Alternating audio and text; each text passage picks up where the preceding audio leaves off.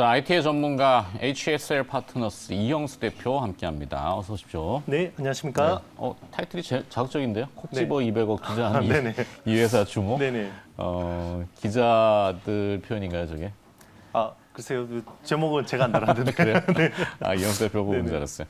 자, 좀 웃어서 그렇습니다만, 이형수 대표랑 말 나누기 전에 네. 이따가 제가 클로징 할 시간이 항상 없어서 네네. 미리 말씀을 좀 드려야 될 것들이 있어서 네네. 지금 시장이 좀 조정을 받고 뭐 아프간 이벤트도 있고 국지적인 리스크죠. 그다음에 또 오늘 저녁에 그 테이퍼링 이슈가 포함된 잭슨홀 심포지엄이 있잖아요. 근데 이 잭슨홀 심포지엄 리스크가 오히려 아프간 이벤트가 발생하면서 낮아져 버렸다는 평가들을 여기에서 지금 하고 있고 좀 물어봤어요.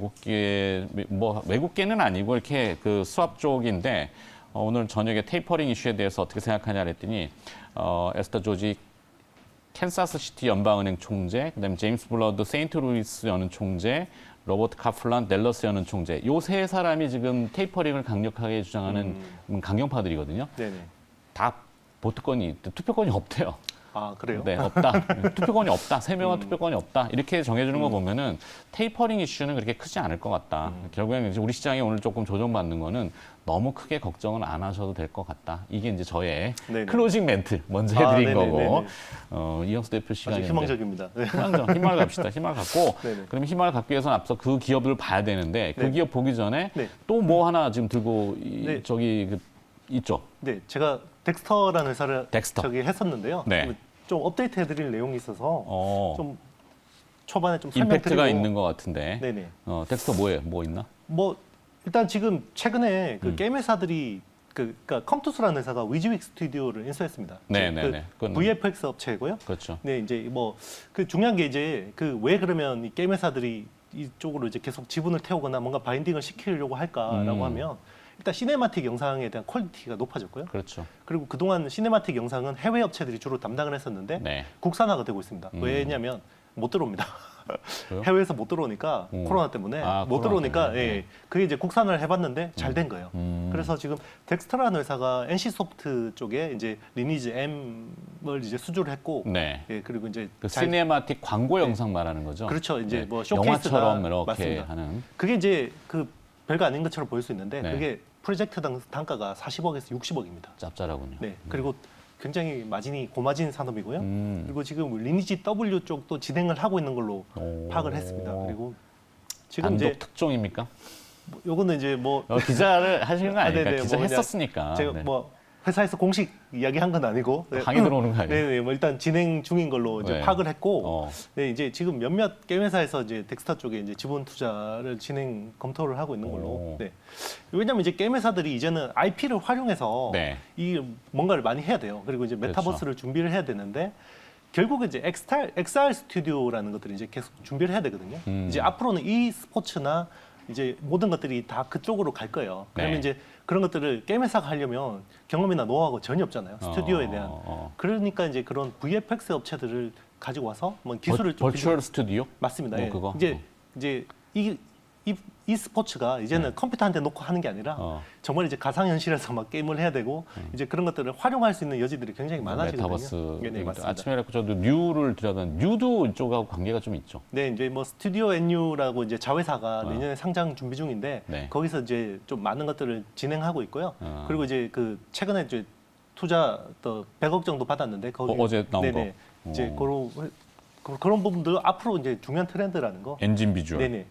그리고 이제 글로벌 OTT N사가 이제 또 덱스터 쪽에 이제 추가 뭐 수주를 줄 가능성이 있다고 그러니까요. 네. 뭐 회사에서 공식적으로 이야기한 건 아니고요. 네. 그래서 멈칫멈칫거리고 있어요. 아, 네. 그래서 사요?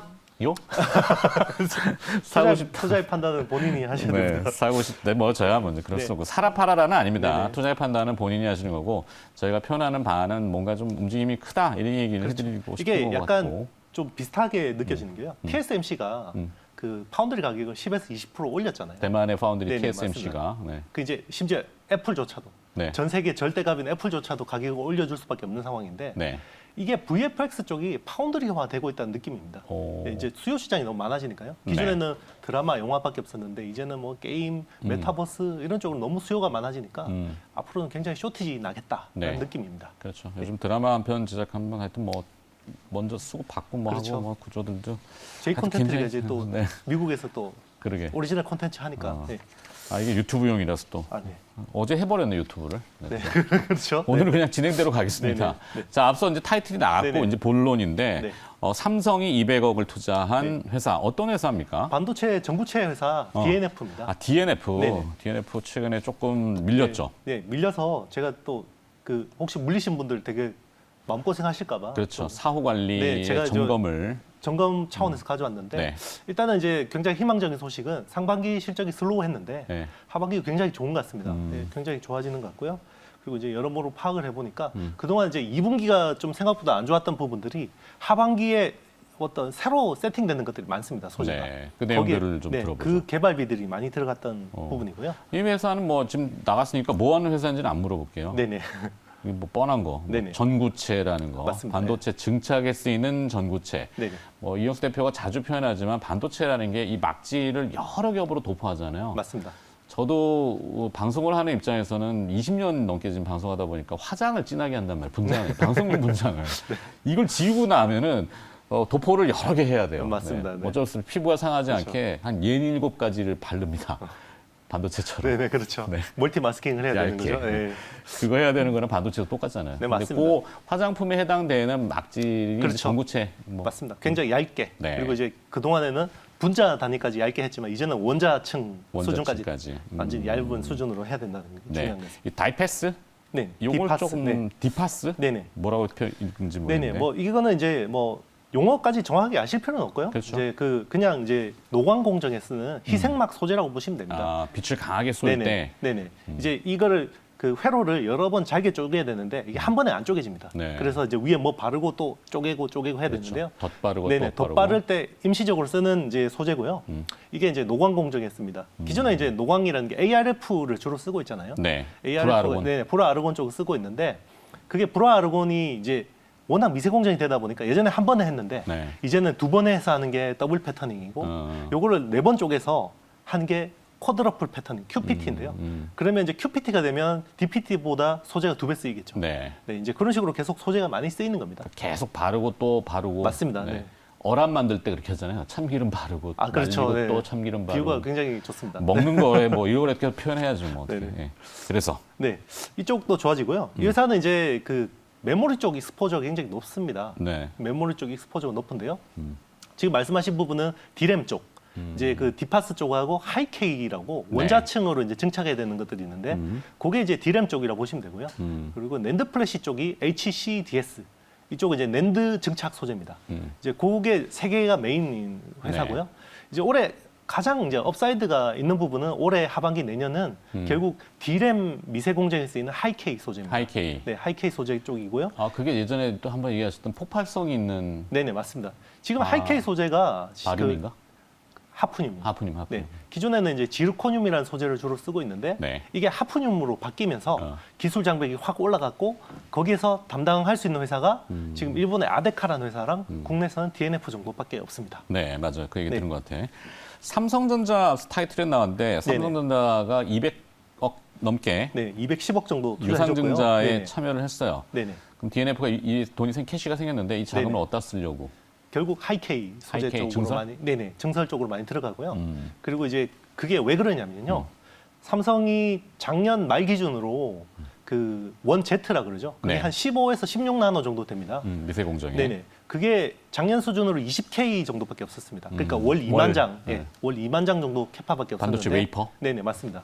그게 6월에 증설을 했고요. 6월에 증설을 했고 그게 60에서 한 80K, 3-4배가 늘어났습니다. 네. 그게 이제 6만 하반기부터 장에서 8만 장. 그렇죠. 3배, 4배네. 3-4배가 늘었고요. 그게 이제 하반기부터 양산이 들어갑니다. 9월부터 들어가는 거고요. 안 할 수 없잖아요. 양산 태워야 맞습니다. 되는데. 네. 그거를 이제 일본 아데카 소재를 이원화해서 들어가는 겁니다. 예, 아데카 쪽 물량을 상당 부분 가져오는 거고요. 네. 더 중요한 게요. 내년에는 100K 정도가 테크 마이그레이션이 준비되어 있습니다. 100K 네. 월 10만 장. 네네. 네. 그러면 이제 10배가 더 늘어나는 거죠. 네. 전구체 수요가 네네. 네. 계속 바르고 닦고 바르고 맞습니다. 닦고. 네. 계속 이제 작년 대비해서 굉장히 이제 내년까지 그게 이제 굉장히 미세화 많이 늘어나요. 수혜. 맞습니다. 예.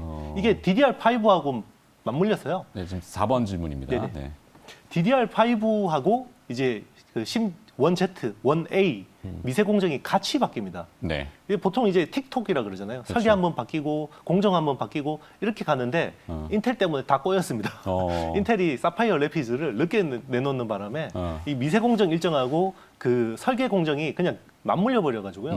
난이도가 훨씬 높아졌습니다. 그런데 그 공정에서 가장 수혜를 본 회사가 DNF라고 볼 수 있겠습니다. D램 쪽만 보고. 예. 지난 7월 달에 97%의 높은 발전 효율을 자랑하는 태양광 모듈 커버 글래스를 공개했다. 네.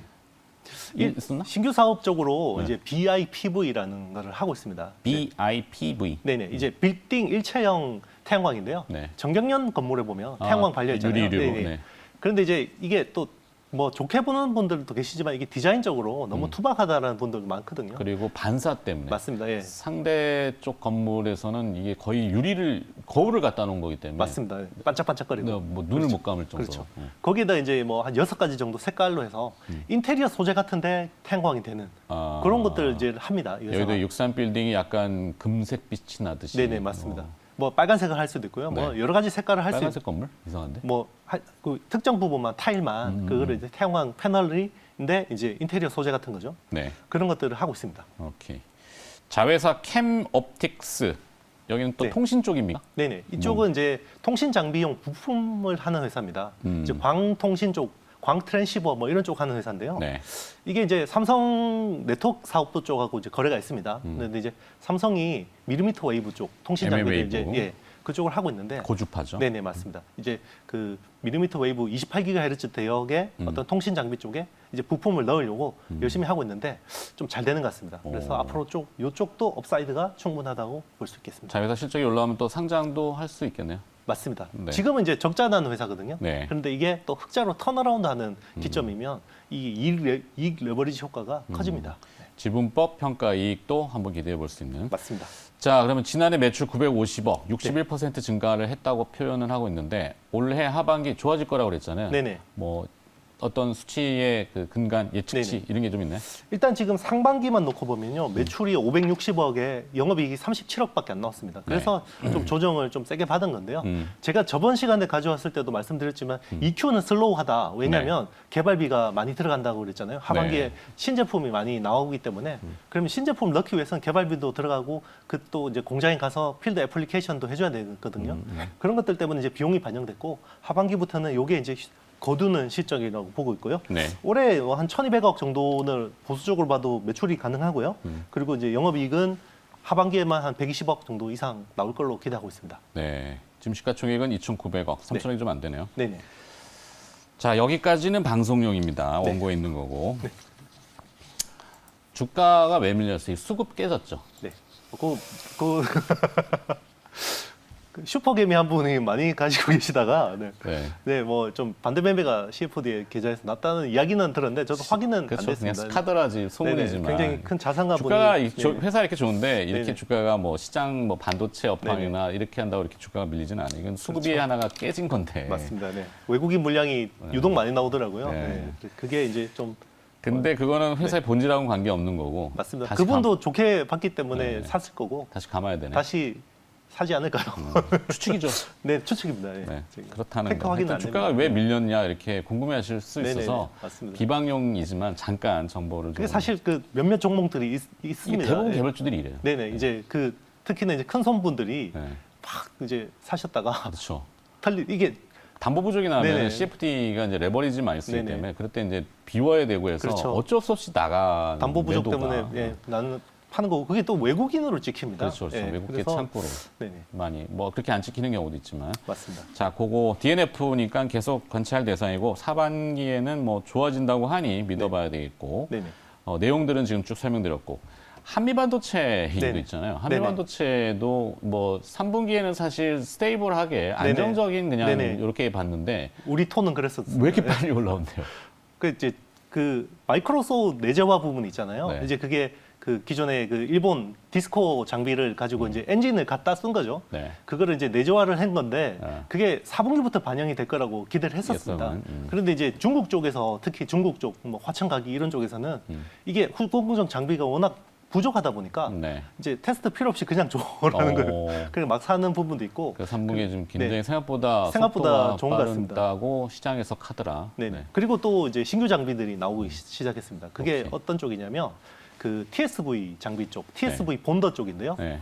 그게 이제 하이 밴드위스 메모리라고 해서 SK 하이닉스 향으로 최근에 44억 정도 수주가 나왔습니다. 지금 한미반도체 얘기하는 거죠? 네네, 한미 반도체 이야기하는 겁니다. 네. 그 한미 반도체 최근 수주 그 공시 상황을 보면요, 44억짜리 SK 하이닉스 향이 나왔는데 그게 TSV용 장비입니다. 오케이. 그게 뭐 한 두세 대밖에 안 되는데 단가가 굉장히 세다 그러고요. 그게 이제 사파이어 래피드 인텔의 CPU에 맞춰서 그 물량이 늘어날 것 같습니다. 그러면 그거는 이제 한미 반도체가 당초 뭐 계획을 하지는 않았던 부분이기 네. 때문에 예. 오, 너무 많이 얘기한다. 안 돼, 안 돼, 네네. 그만해. 너무 들어가면 안 돼. 자, 네. 여기까지. 네. 비방용이 너무 많아지면 피곤해집니다. 자, 네. 클로징 해야 됩니다. 네.